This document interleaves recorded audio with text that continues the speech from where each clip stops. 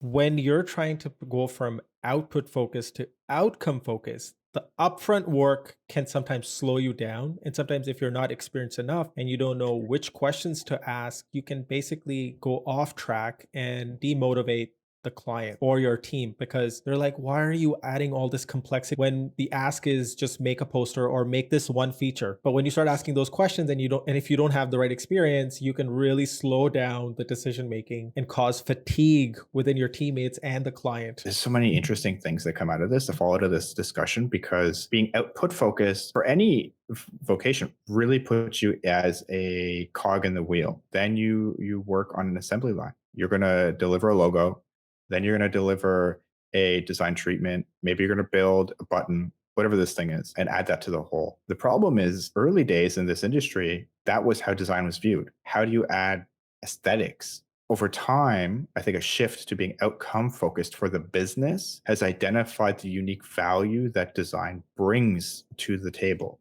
in that case. And now outcome focused organizations and clients appreciate, there's a massive impact as well as a collaborative impact for a design professional who wants to include others, to be collaborative in that process. And so it's not just, do I make more money? Is my process better? It's that as an industry, this whole massive industry needs to move to being an outcome focused one, because otherwise you can never value what you do or never represent what you do well enough business that it is valued in the right way. You desperately want to stay away from, oh, design just does insert anything, right? Because at that point you're a commodity and you're not a partner. The beauty in what you're saying is that now design is a conversation that happens at the beginning, not as an afterthought, not as a lip service. And I think tech paved that path for design to become an integral part of the organization and a part of business conversations. That's really interesting because I'm not sure I fully agree, which is funny because I'm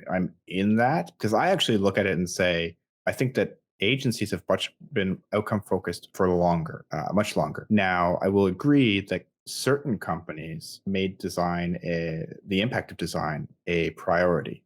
Everyone loves to put Apple on a pedestal for this, and certainly they really leverage it as heavily. But other companies have too. I mean, think about things like, Airbnb. Whenever a company heavily invests in design, really prioritizes it, views it as a strategic differentiator to its competition, those companies who have a high design maturity rating tend to do twice as better from a revenue perspective than companies that don't. I believe it's McKinsey put out a report this year we can link to. Really, really interesting stuff because they're going through the work of trying to quantify what has historically been a fuzzy qualitative impact, but quantify the impact on the business for companies that do or do not invest appropriately in design. If you combine that with some of the work that Envision is doing on building a design maturity index, which rates the company how mature its design practice is. And again, the more mature the company's design practice is, the more impact they can make to their bottom line, to their revenue, because you have designers just think differently. The work that they do matters because given two competing products that are exactly the same, your users are likely to buy and then stay using ones that are better designed, easier to use.